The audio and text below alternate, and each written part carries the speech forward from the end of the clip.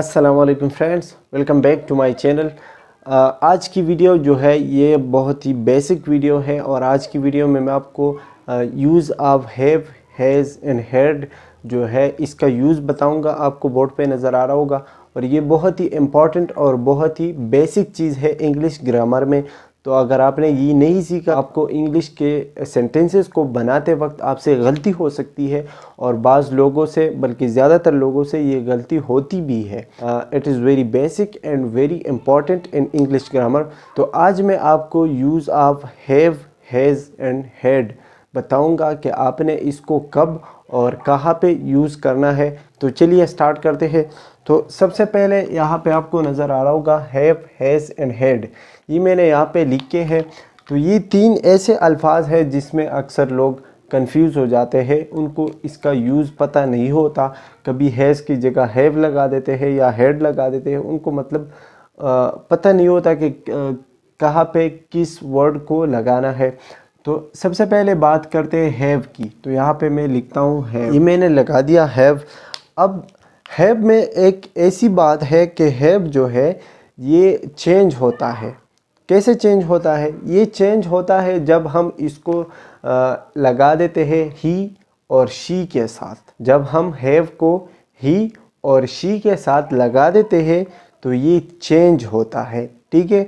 और बाकी इसके अलावा जो वर्ड्स होते हैं उनके साथ अगर हैव आ जाता है तो मतलब वो बिल्कुल ठीक है। लेकिन आपने अगर कहीं भी ही या शी के साथ हैव देखा कि मतलब इसके साथ हैव लगा हुआ है, फॉर एग्ज़ाम्पल अगर ऐसा आया है, मैं यहाँ पे लिख देता हूँ शी हैव आया है या ही हैव आया है, तो ये बिल्कुल गलत होगा। मतलब ऐसा हो ही नहीं सकता कि ही या शी के साथ हैव आ जाए। तो यहाँ पे मैं आपको ये बात बताना चाहता था कि जब हैव हम लगा देते हैं तो हैव को आई, वी, यू, दे ऐसे अल्फाजों के साथ हम हैव ही लगा देते हैं। लेकिन हैव को जब हम ही या शी के साथ लगा देते हैं तो वो हैव हम नहीं लगाते, वो चेंज हो जाता है। और चेंज किस लफ्ज़ में हो जाता है? चेंज हो जाता है हैज़ में। मतलब ये कि हम फिर ही और शी के साथ हैज़ लगा देते हैं, हैव नहीं लगा देते, ठीक है। तो यहाँ तक तो क्लियर हो गया कि हैव हम कब इस्तेमाल करते हैं। तो यहाँ पे मैं आपको लिख देता हूँ, ये मैं क्लियर कर देता हूँ। तो हैव जो है ये मैं लगाऊंगा आई के साथ, मतलब ये मैं कह सकता हूँ कि आई, अच्छा ही और शी, ये दोनों जब आ जाए तो इसके साथ मैं लगाऊंगा हैज़, ठीक है। इसके साथ मैं हैव नहीं लगाऊंगा। इसके साथ इसके अलावा अगर दे आ जाए या वी आ जाए तो इनके साथ मैं लगाऊंगा हैव, ठीक है। तो दे, वी और आई या यू, यहाँ पे मैं यू भी लिख देता हूँ। तो यू जो है इसके साथ भी हम हैव ही लगा देते हैं। तो आई, वी, यू और दे, इनके साथ हम लगाते हैं हैव। और ही और शी के साथ हम हैव नहीं लगाते, इनके साथ हम लगा देते हैं हैज़। तो ये तो हो गई बात हैव की कि हम हैव को कब इस्तेमाल करते हैं। अब ये इसमें एक और ट्रिक है और वो ट्रिक ये है कि ये जो है ये अगर हम नेगेटिव में लिख देते हैं तो नेगेटिव में ये हम सब के साथ, मतलब उसमें ही शी नहीं होगा, सब के साथ हम हैव ही लगा देते हैं। अब नेगेटिव में हम ये कैसे लगाएंगे? नेगेटिव में इसको मैं कैसे लिखूँगा? आई डोंट, ठीक है, डोंट, और इसके साथ मैं लगा देता हूँ हैव, ठीक है। ही और इसके साथ भी मैं हैव ही लगा देता हूँ। लेकिन आपने ये बात याद रखनी है कि ही के साथ मैं हैव तो लगा देता हूँ, लेकिन सिर्फ नेगेटिव सेंटेंस में। पॉजिटिव सेंटेंस में मैं ही के साथ हैज़ लगाऊंगा और शी के साथ भी हैज़ लगाऊंगा। तो नेगेटिव सेंटेंस में ही आपने ही के साथ हैव लगा देना है, लेकिन उसमें भी एक शर्त है। और वो शर्त क्या है कि फिर जब आप ही के साथ नेगेटिव सेंटेंस में हैव लगाएंगे तो उससे पहले यहाँ पे आप देख सकते हैं कि मैंने आई के साथ लगाया है डोंट। तो आपने डोंट नहीं लगाना है ही और शी के साथ। यहाँ पे मैं शी भी लिख दूँ तो इन दोनों के साथ आपने डजंट लिखना है, ठीक है। डजंट आपने इस तरह लिखना है और इसके साथ भी आपने डजंट लिखना है और फिर हैव लिखना है।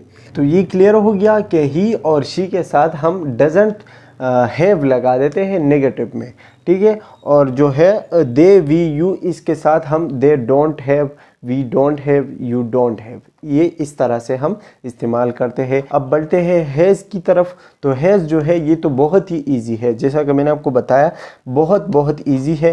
ہیز جو ہے یہ ہم صرف ہی اور شی کے ساتھ لگا دیتے ہیں اور کسی لفظ کے ساتھ ہم ہیز نہیں لگا دیتے. یہ جو ورڈ ہے یہ ہم صرف ہی اور شی کے ساتھ لگاتے ہیں، اور اس کے علاوہ ایٹ کے ساتھ بھی ہم ہیز لگا دیتے ہیں. لائک ایٹ ہے تو اس کے ساتھ بھی ہم ہیز لگاتے ہیں، ٹھیک ہے، ایٹ ہیز، ٹھیک ہے. تو ہی، شی اور ایٹ کے ساتھ ہم لگاتے ہیں صرف ہیز. آئی ہوپ کہ یہ آپ کو کلیئر ہو چکا ہوگا کہ ہم ہیو اور ہیز کب استعمال کرتے ہیں. اب بات کرتے ہیں ہیڈ کی، لیکن اس سے پہلے مجھے یہ چیز جو ہے، یہ جو میں نے لکھ دی ہے، یہ مجھے مٹانا ہوگا، تو میں اس کو صاف کر دیتا ہوں. اچھا جی، تو اب بات کرتے ہیں ہیڈ کی. تو یہاں پہ میں لکھ دیتا ہوں ہیڈ. تو ہیڈ ہم کب استعمال کرتے ہیں؟ تو ہیڈ جو ہے یہ ہم آئی، وی، یو، ہی، شی اور دے، ان ساروں کے ساتھ ہم لگا دیتے ہیں ہیڈ. اس میں کوئی ایسی جو ہے پابندی نہیں ہے کہ اس کے ساتھ لگاؤ، اس کے ساتھ نہیں لگاؤ.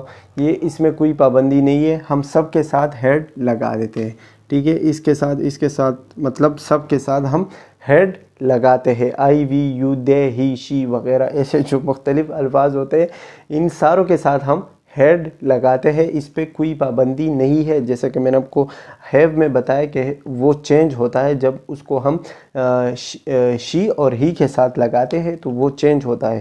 لیکن ہیڈ میں جو ہے یہ اس میں کوئی پابندی نہیں ہے کہ یہ چینج ہو جائے. اور یہاں پہ میں آپ کو یہ بات بتا دوں کہ ہیڈ جو ہے یہ ہیو کا پاسٹ پارٹیسپل ہے. مطلب یہ کہ ہیڈ ہم تب استعمال کریں گے جب ہم پاسٹ کے کسی کام کے بارے میں بات کریں گے. آپ نے یہ بات لازمی یاد رکھنی ہے. اب بات کرتے ہیں ہیڈ کے نیگیٹو کے بارے میں. جیسا کہ ہم نے ہیو اور ہیز کے بارے میں بات کی، تو یہ جو ہے اس کے اگر ہم نیگیٹو میں کنورٹ کریں گے تو اس کے ساتھ ہم مطلب ہیڈ ناٹ لگائیں گے، ٹھیک ہے. تو یہ تھا ہیڈ کا یوز، ہیو کا اور ہیز کا.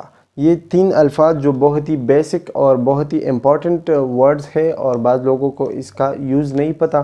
تو آئی ہوپ کہ اگر آپ کو بھی نہیں پتہ تھا تو اس ویڈیو سے آپ کو کلیئر ہو چکا ہوگا. تو یہاں پر اپنا کلاس جو ہے ختم کریں گے. اگر ویڈیو اچھی لگی ہے تو چینل کو سبسکرائب کریں، ویڈیو کو لائک کریں. ملتے ہیں نیکسٹ ویڈیو میں، تب تک کے لیے اللہ حافظ، والسلام.